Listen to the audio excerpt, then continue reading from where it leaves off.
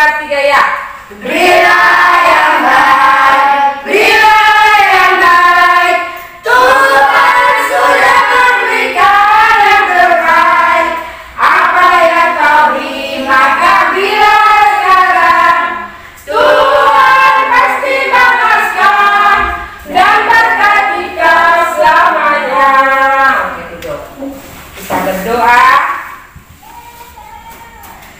Terima kasih Tuhan Yesus, kami bersyukur kepadamu di pagi hari ini karena Engkau masih memberikan kami kesempatan untuk kami belajar daripada pembelajaran kami, memberi dengan rela dan hati yang gembira.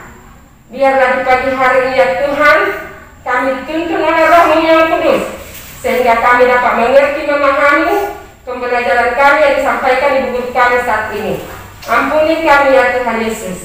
Di dalam nama Tuhan Yesus kami berdoa. Haleluya. Amin. Oke. Saat pagi hari ini Ibu Guru absen dulu sebelum kita mulai pembelajaran. Aneh. Hadir Bu. Anita. Hadir Bu. Bayu. Hadir Bu. Melpa. Hadir Bu. Olivia. Angin, Raymond, Hadir Bu. Bayu sudah tadi. Oke. Terima kasih. Sekarang kita mulai pembelajaran kita, yaitu memberi dengan rela dan hati yang gembira. 1 Tawarin 29 ayat 1 sampai 9. 2 Korintus 9 ayat 6 sampai 15. Nah, sebelum Ibu Guru terangkan materi pembelajaran kita terlebih dahulu mendengarkan cerita, yaitu mengenai si nenek dan si cucu. Nah, si nenek ini berumur 76 tahun. Nah, dia mempunyai cucu perempuan. Di hari ulang tahun si cucu, si nenek mengambil setangkai bunga mawar dari kebun bunganya untuk dia berikan kepada si cucu di hari ulang tahunnya. Si nenek ingin supaya si cucu mengalami kebahagiaan. Nah, sesudah dikasih si nenek hadiah kepada si cucu, yaitu setangkai bunga, si cucu berterima kasih kepada si nenek dan berterima kasih kepada Tuhan. Seperti apakah memberi dengan rela dan hati yang gembira? Ibu persilakan baik ke depan. Nah, kalau memberi dengan rela dan hati yang gembira berarti muka kita gembira. Iya. Bilang apa? Iya, silakan duduk. Nah, begitulah cara memberi dengan hati yang rela dan hati yang gembira. Yang kedua, yaitu bait Allah yang ada di Yerusalem. Nah, rumah Allah ini, bait Allah ini sangat besar.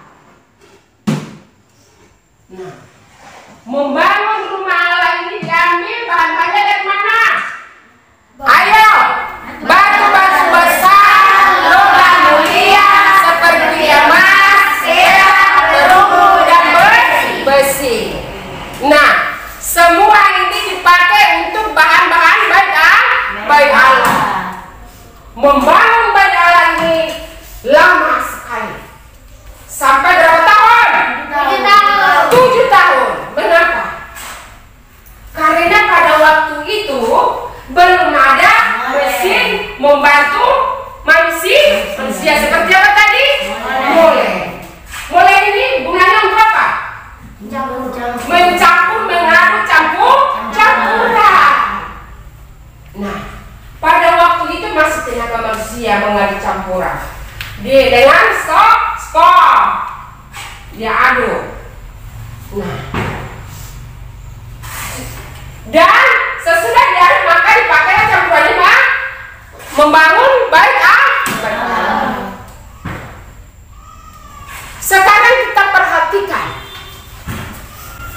dalam 1 Tawari 29 ayat 1 sampai 9 menceritakan tentang anak Raja Daud, yaitu Raja Salomo yang sedang membangun bait Allah di Yerusalem. Bait Allah yang akan dibangun ini berukuran sangat besar. Nah, bahan-bahan yang dipakai untuk membangun bait Allah adalah tadi apa? Batu-batu besar, logam mulia seperti emas, perak, dan perunggu. Iya.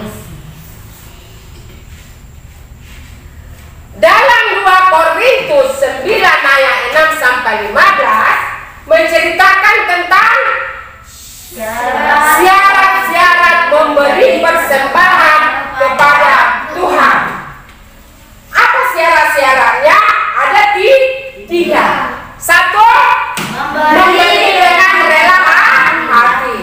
Yang kedua, memberi tidak dengan sedih hati atau karena terpaksa. Yang ketiga, memberi dengan sukacita. Iya, memberi dengan sukacita. Nah, jenis-jenis persembahan dalam kekristenan adalah seperti apa? Berupa uang. Ada juga berupa barang hasil dari kebun. Kita kalau memberi sama Tuhan, memberi persembahan tidak hanya dengan uang, tetapi bisa juga dengan hasil kebun. Hasil kebun kita yang pertama kita berikan ke gereja. Nah, hasil kebun ini dikelola oleh pendeta. Bisa dimasak dan jemaat sama-sama memakannya. Atau bisa juga hasil kebun yang dikasih jemaat itu dijual dan hasilnya dipergunakan untuk gereja, yaitu pelayanan. Nah, sekarang Ibu Guru minta kamu baca dulu, yaitu 1 Tawari 29 ayat 1 sampai 9, juga 2 Korintus 9 ayat 6 sampai 15. Kalau sudah dibaca, didiskusikan tentang apa yang kamu baca. Diskusi dengan teman. Nah, ini kelompok pertama, kedua, dan ketiga. Iya. Sudah selesai semua dibaca, nak? Sudah. Oke. Untuk itu, siap-siap ke depan untuk membaca apa yang kamu sudah baca dari membaca kita Tawari dan juga yaitu Korintus. Dari kelompok sebelah Melpa maju.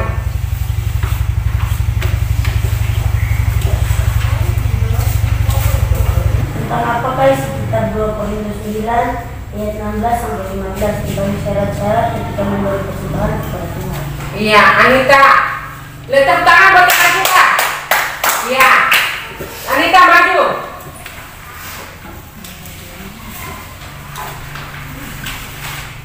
Iya. Bacakan tentang apa yang kamu baca dari 1 Tawari 29. Ayo. Anak Raja Daud, yaitu Raja Salomo yang sedang membangun bait Allah di Yerusalem. Tentang apakah sekitar 2 Korintus 9 ayat 6 sampai 15 tentang syarat-syarat ketika memberi persembahan kepada Tuhan. Iya, tepuk tangan buat teman kita. Untuk kelompok kedua, Bayu.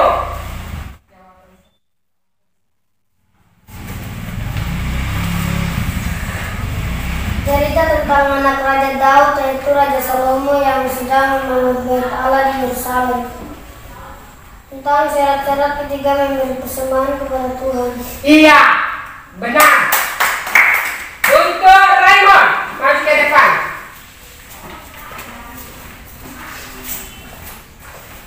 Cerita tentang anak Raja Daud, yaitu Raja Salomo yang sedang membangun Bait Allah di Yerusalem.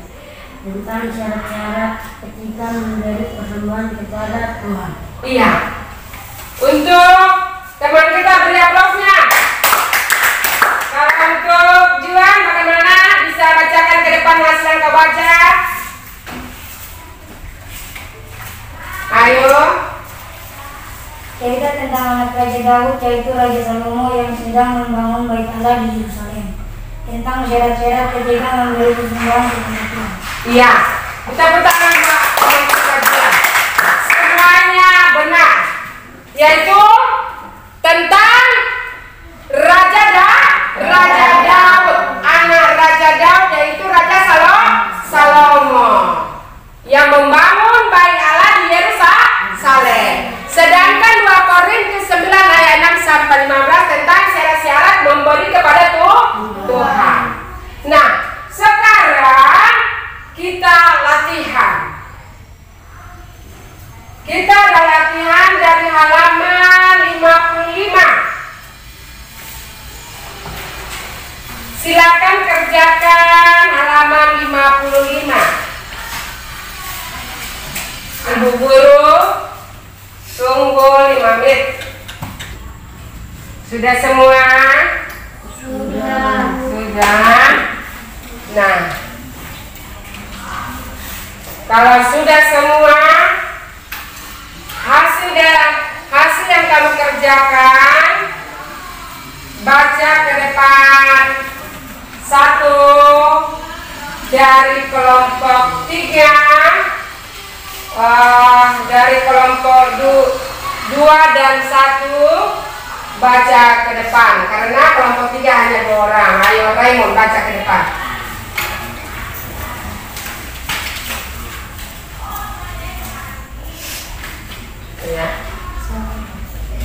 Ya.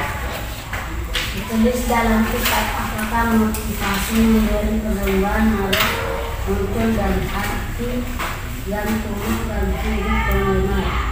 Ketuk Tawarin 29 ayat 17. Untuk apakah pengumpulan uang tunai berjumlah yang digerakkan oleh Paulus di gereja-gereja non-Muslim yang diberikannya untuk menghentikan kemiskinan yang menimpa gereja di Yerusalem. Dari manakah bahan-bahan yang dipakai untuk membangun Bait Allah? Desa gereja-gereja dikenal perak, kebenaran dan Yesus. Dipakai untuk apakah biasanya persembahan yang mereka lakukan untuk membangun jemaat di Yerusalem yang mengalami kemiskinan dan kesusahan. Apakah yang ditulis dalam Tawarin 29 ayat 12 berhubung dengan persembahan? Pengakuan bahwa apa yang kita peroleh berasal dari Allah. Iya, semua benar diupload. Nah, sekarang dari kelompok 2, Bayu maju.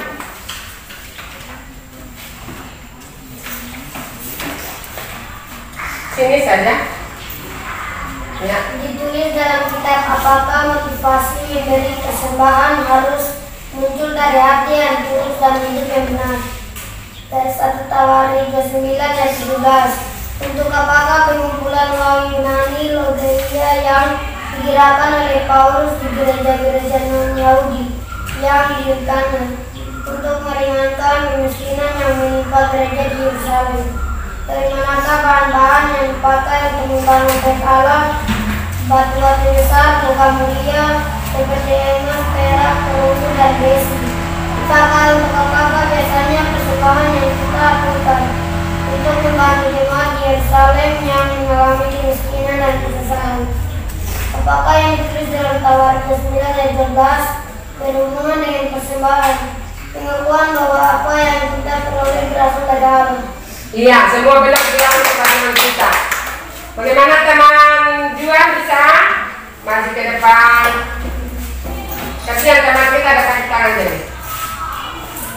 Ditulis dalam kitab, apakah motivasi menjadi persembahan harus muncul dari hati yang tulus dan hidup yang benar. 1 Tawarik 29 ayat 17. Untuk apakah pengumpulan uang yunani Yahudi yang didirikan oleh Paulus di gereja-gereja non-Yahudi yang didirikannya untuk meringankan kemiskinan yang menimpa gereja di Yerusalem. Dari manakah bahan-bahan yang dipakai untuk membangun bait Allah? Batu-batu besar, logam mulia seperti emas, perak, perunggu, dan besi. Dipakai untuk apakah? Biasanya persembahan yang kita aturkan untuk membantu jemaat di Yerusalem yang mengalami kemiskinan dan kesusahan. Apakah yang ditulis dalam Tawarik 29 ayat 12? Umum dengan persembahan, pengakuan bahwa apa yang kita peroleh berasal dari Allah. Oke, semua benar kita berapa sama-sama kata Tuhan. Nah, untuk kelompok satu orang saja yang membaca, yaitu teman kita Mepa. Ayo.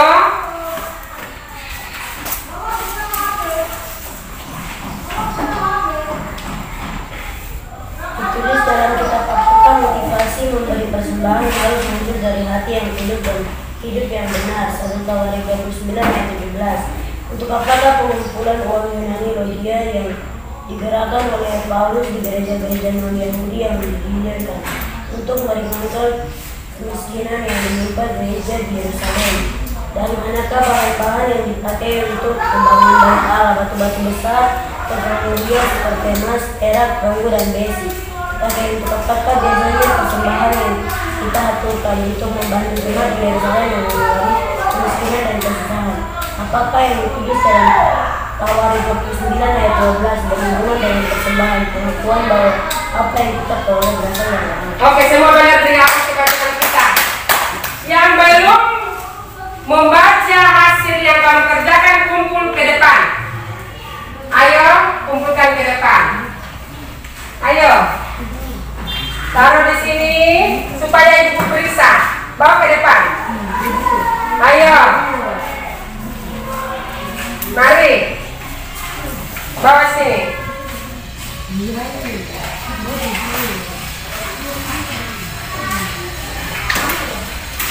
Oke, ayo. Nanti ibu guru periksa sebentar, baru kita. Sebentar ibu guru periksa. Oke, untuk teman kita yang mengumpulkan hasil yang dikerjakan, benar semua, kita beri aplaus kepada teman-teman. Oke, semua benar. Saat ini kita sudah selesai. Kita simpan buku kita, tutup semua.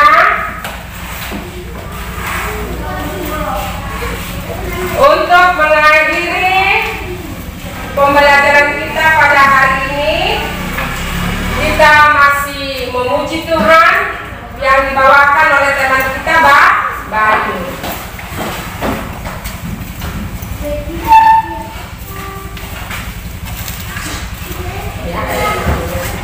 Sebelum kita pulang, kita memuji Tuhan. 1, 2, 3 ya. Dia yang baik, Dia yang baik, Tuhan sudah memberikan yang terbaik. Apa yang kau beri maka biar sekarang, Tuhan pasti balaskan dan berkati kau selamanya.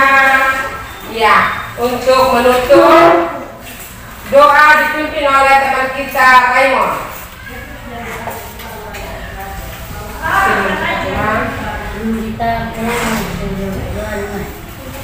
Bapa kami yang di surga, dikuduskanlah nama-Mu, datanglah kerajaan-Mu, jadilah kehendak-Mu di bumi seperti di surga. Berilah kami pada hari ini makanan kami yang secukupnya, dan ampunilah kami akan kesalahan kami, seperti kami juga mengampuni orang yang salah kepada kami, dan janganlah